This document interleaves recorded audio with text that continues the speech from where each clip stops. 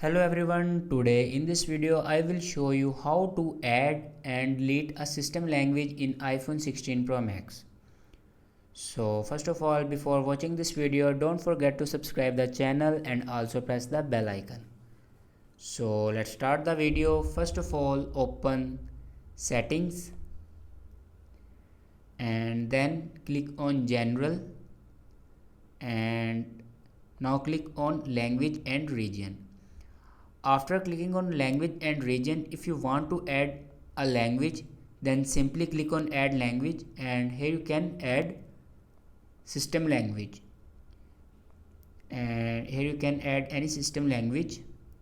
And if you want to delete system language, then simply swipe left and here you can see the option delete.